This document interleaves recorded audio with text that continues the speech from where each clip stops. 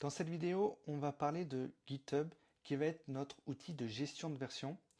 On va voir comment initialiser Git sur notre machine. Donc vous allez avoir besoin de créer un compte sur la plateforme GitHub. En fonction du moment pendant lequel vous créez votre compte sur cette plateforme, vous pouvez avoir une page d'accueil un peu différente, mais probablement que vous verrez cet élément pour créer un dossier. Donc quand vous avez un projet, vous devez créer un dossier, un répertoire sur la plateforme GitHub. Donc vous allez là, vous cliquez sur Create Repository et vous allez arriver sur cette page. Donc là, il faut donner un nom à votre projet. Donc on va l'appeler Zen Timer. Là, on peut donner une description de notre projet, notre premier déploiement pour notre projet Zen Timer. Configuration, donc là, vous pouvez le mettre en public ou en privé. Si vous voulez montrer à des amis, vous pouvez le laisser en public. Nous, on va le laisser en public. Add readme, donc c'est un fichier readme, on va laisser en off, on va rien créer. Gitignore, on va pas non plus créer. Et donc là, on va cliquer sur créer un répertoire. Et vous allez arriver sur cette page-ci qui sert à initialiser votre projet local pour le suivre avec le système de version Git. Donc voilà, voyez un peu GitHub comme Dropbox ou Google Doc comme un espèce de logiciel qui va nous aider pour les applications web, qui va nous aider à partager, à contrôler nos applications web. Mais c'est quelque chose d'un peu plus robuste. Ça va être intéressant puisque Git va garder l'historique de vos projets. Donc si jamais vous faites une erreur dans votre projet et que vous voulez revenir en arrière, vous avez cette opportunité avec GitHub puisque GitHub conserve les différentes versions de votre application. Ça peut être idéal, notamment si vous travaillez en équipe. Vous pouvez montrer votre projet à d'autres personnes et les autres personnes peuvent utiliser et développer sur votre projet. Donc là, on va retourner dans le curseur et on va, donc je vais fermer la fenêtre, on n'a plus besoin, et on va ouvrir une nouvelle fenêtre, un terminal. Et là, vous pouvez voir que ici, au début de la ligne du terminal, ici, nous avons le nom de ma machine. Et ici, on a le nom du répertoire à l'intérieur duquel on se trouve.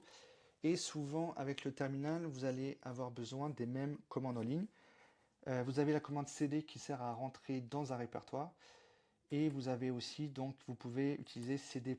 Ça vous fait rentrer dans le répertoire supérieur, qui est le répertoire, dans ce cas, projet. Et à l'intérieur du projet, vous pouvez très bien faire ls. ls, ça vous montre tous les dossiers, tous les fichiers qui sont à l'intérieur du répertoire dans lequel vous trouvez. Et donc là, vous pouvez, avec cd, rentrer dans le répertoire, dans votre projet, ZenTimer. Et là, vous faites ls et vous voyez bien qu'on voit nos différents fichiers, index.html, readme, script.js et le fichier style.css. Donc voilà, donc maintenant qu'on est prêt, on va retourner dans GitHub et vous voyez que vous avez toute une liste de commandes à effectuer pour initialiser votre repo local avec Git. Donc ici, la première ligne qu'on vous propose, c'est en gros de créer du texte dans votre README. Nous, en l'occurrence, on a déjà un README puisque Cursor l'a déjà créé. Donc le README, c'est un fichier qui contient des données du projet pour préciser, comme une documentation. Et enfin, on a d'autres instructions. Donc là, vous pouvez voir que votre projet n'est pas initialisé avec Git. Donc, ce qu'on va faire, c'est que on va faire git init. Git init ici. Voilà. Et là, vous pouvez voir que tous les fichiers apparaissent en bleu. Donc, ça veut dire que Git est initialisé. Mais vous pouvez voir aussi qu'il y a un petit U qui est inscrit ici. U, c'est pour untracked en anglais. Donc, ces fichiers ne sont pas suivis par le système Git. Donc, ce qu'on va faire, c'est qu'on va devoir ajouter ces fichiers à notre projet. Donc, on va faire git add et là, on va pouvoir indiquer les fichiers individuellement. Donc, je vais pouvoir mettre index.html pour ajouter ce fichier. Et là, vous pouvez voir que à côté du fichier index.html, le U a disparu pour le A added, donc ajouté, donc index.html a été ajouté au projet. Et on va pouvoir faire la même chose pour chacun des fichiers. Et si vous faites git add point, ça va ajouter tous les fichiers de votre répertoire automatiquement. Donc si je fais ça, vous voyez que tous les fichiers maintenant ont un A à côté de leur nom. Voilà, donc maintenant, si on retourne sur la liste des instructions, maintenant qu'on a ajouté un fichier, ce qu'on peut faire, c'est faire un commit. Donc un commit, ça va donner un message à l'ajout de ces fichiers. Et donc là, on va rajouter un A, ça va être mieux, pour prendre en compte tous les fichiers qui ont été rajoutés. Et si on fait ça, voilà, donc là, si on lit, premier commit, votre nom et adresse mail ont été configurés automatiquement, blablabla. Voilà, donc là, on voit que 5 fichiers ont été impactés et le nombre de modifications, donc ça, c'est par rapport au nombre de lignes, etc. Voilà, donc après, on va continuer. Donc après, nous avons git branch m main. Donc ça va être pour configurer la branche principale. Voilà. Et enfin, là, on va devoir en fait faire la liaison entre notre répertoire Git local et le site GitHub, enfin le répertoire sur le site GitHub, le répertoire Zen Timer. Et cette ligne de commande va nous permettre de faire le lien entre les deux. Donc c'est ce qu'on va faire maintenant. Probablement que si c'est la première fois que vous avez votre compte sur GitHub, vous allez voir un message d'erreur quand vous allez exécuter cette commande. Donc on va voir ça ensemble. Non, il n'y a pas de message d'erreur, c'est assez surprenant. Donc je vais faire git remote-v. Très bien. Ah, donc ça a marché, surprenamment. J'ai pas eu besoin de créer de configuration supplémentaire. Je m'attendais à plus de choses. Donc là, on peut voir que notre répertoire a bien été lié avec notre dossier sur GitHub. Et enfin, pour en finir avec notre première installation de Git, on va faire, donc là, nos dossiers ne sont pas encore sur GitHub. Si vous rafraîchissez, il n'y a rien qui se passe. Pour que vos changements apparaissent et soient enregistrés sur la plateforme GitHub, vous allez avoir besoin de cette commande git push origin main. Donc on va faire ça tout de suite. Et là, on va voir si ça marche. Ok, allô. Donc là, vous allez accepter. Continue.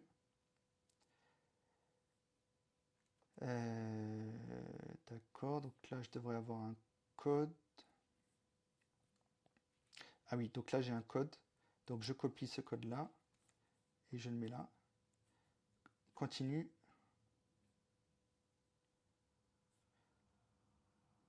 Ok. D'accord, donc maintenant, je vais rafraîchir. Ou je vais plutôt aller dans mon répertoire de base. Et donc là, je rentre dans mon dossier principal. Et donc là, vous voyez que tous les changements ont été ajoutés au répertoire sur GitHub avec uniquement la branche main. Alors, on verra peut-être plus tard les différentes branches. Mais vous pouvez voir que là, maintenant, vous voyez tous vos différents fichiers. Tous les fichiers que vous avez créés avec Cursor, maintenant, sont accessibles sur la plateforme GitHub. Donc là, ce qui peut être bien, c'est que si votre projet est public, si vous l'avez laissé en public, vous pouvez envoyer le lien à votre entourage. Comme ça, vos amis peuvent voir votre projet. Donc ça peut être intéressant. Maintenant, ce qu'on peut faire, c'est aller sur Cursor encore, ouvrir le panneau IA et lui demander, lui dire j'ai uploadé mon projet sur GitHub. Comment puis-je le déployer avec GitHub Pages? Et là, on va voir sa réponse. Si vous avez déjà uploadé votre projet sur GitHub, voyez comment activer GitHub Pages pour le déployer. Déploiement avec GitHub Pages.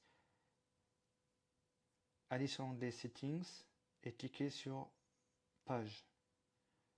Dans la section Source, sélectionnez Deploy from a branch. Ok, donc c'est ce qu'on va faire. Donc là, il faut aller dans les Settings. Donc on peut aller ici et on va aller dans page ici. Voilà, et donc là c'est la section Deploy from a branch, donc ça on n'a rien à changer.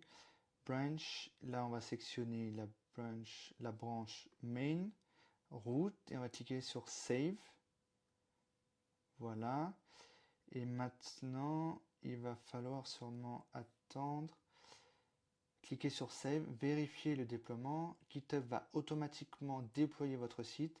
Vous verrez un message vert, Your site is published at blablabla. Le déploiement prend généralement 1 ou 2 minutes. Donc on va attendre un petit peu et rafraîchir.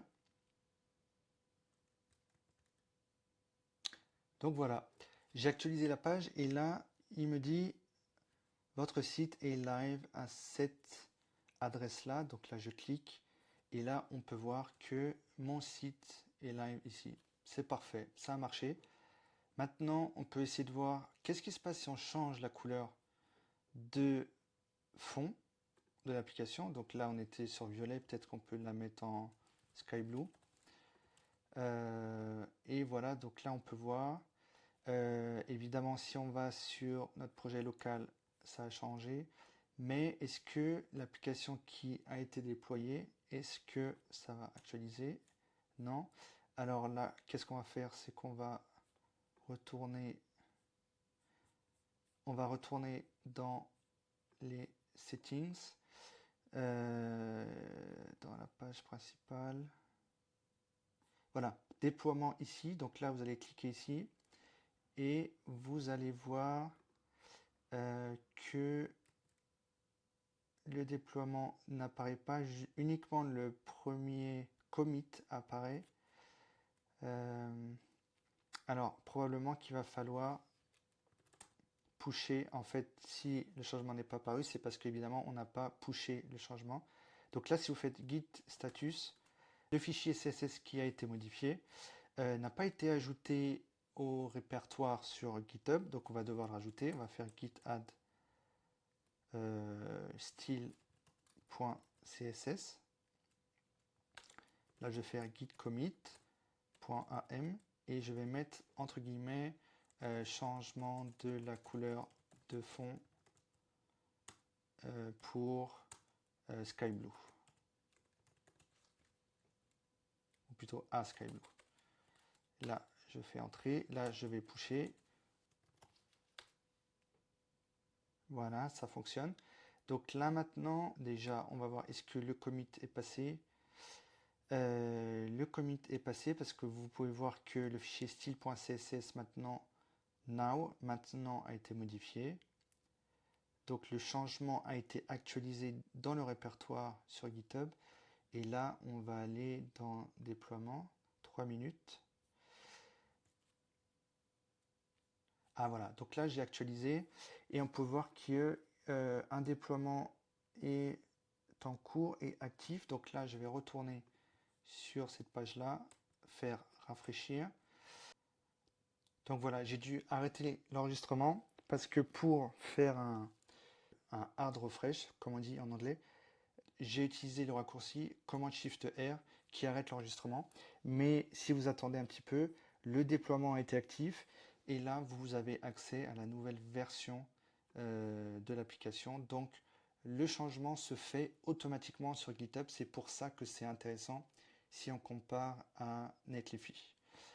Maintenant, on peut retourner dans notre projet et là, vous voyez, on a ajouté un changement au fichier style.css et vous pouvez voir que vous pouvez aller dans historique ici et vous pouvez voir les différents commits que vous avez effectués. Donc on a fait un premier commit, first commit, et là on a changé la couleur de fond à sky blue, donc vous pouvez voir ici.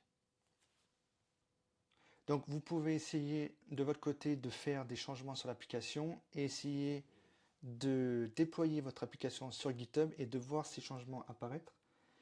Dans à peu près 2 vidéos, on va vous donner des petits challenges pour voir si vous avez compris les bases du code.